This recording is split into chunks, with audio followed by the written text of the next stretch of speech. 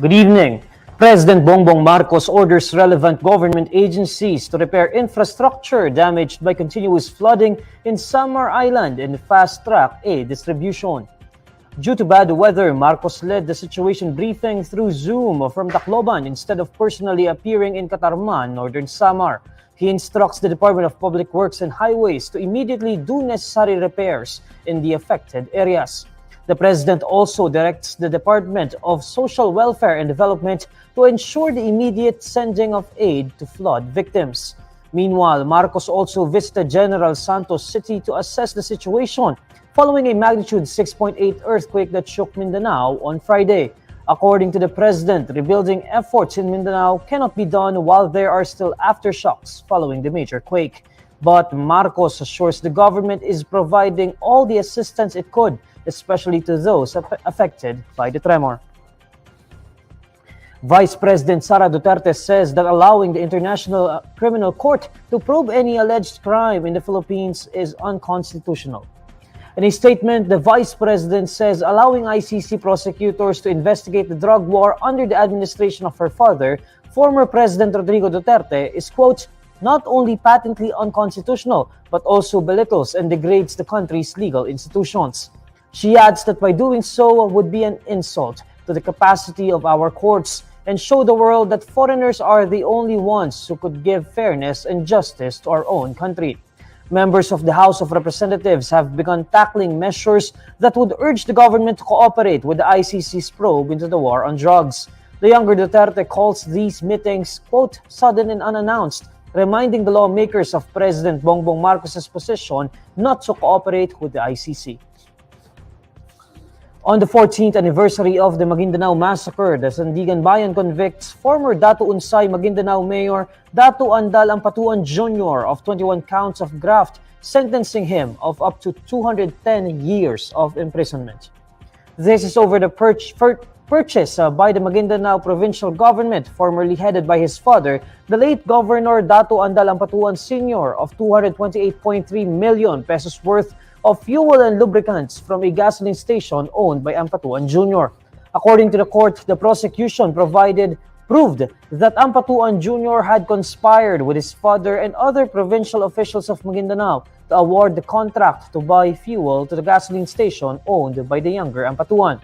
In the decision, the anti-graft court also banned Ampatuan Jr. from holding public service for life. He was also ordered by the court to pay a total of 44.18 million pesos. Police say a driver has been arrested and is facing an attempted murder complaint after he sideswiped and injured a motorcycle rider and his passenger in Mandaluyong City. In a report, the Mandaluyong City Police Station says the unnamed victim sustained injuries after being thrown off when their motorcycle was sideswiped by a red hatchback car. The incident occurred along the southbound lane of Edsa Ortigas in Barangay Wakwak around 7:50 a.m. on Wednesday. According to police, the driver of the car was allegedly provoked after the motorcycle rider tried to overtake him. Authorities say a Red Cross ambulance immediately responded to the scene and brought the victims to the nearest hospital. Around 11 a.m. on Wednesday, Metropolitan Manila Development Authority personnel apprehended the suspect, whose identity was likewise withheld by authorities. The suspect was eventually turned over to the custody of the Mandaluyong City Police. Meanwhile, the Land Transportation Office says the suspect's driver's license had been preventively suspended. A show-cause order was also issued to the driver of the red hatchback car to explain his side.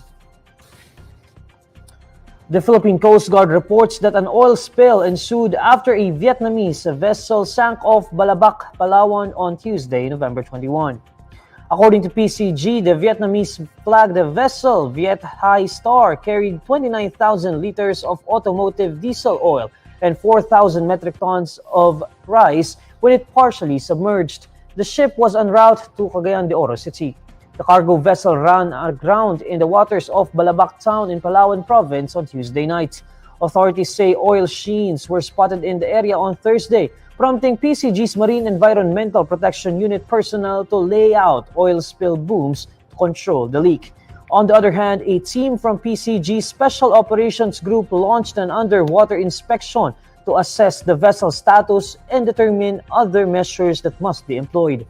PCG reports that the vessel became fully flooded due to high tide and rough seas overnight. They add that all 17 crew members rescued from the vessel are in good condition. Miss Universe El Salvador apologizes after posting a wrong graphic on its official Instagram account, including the Philippines' Bet Michelle D in the top 5 of the competition.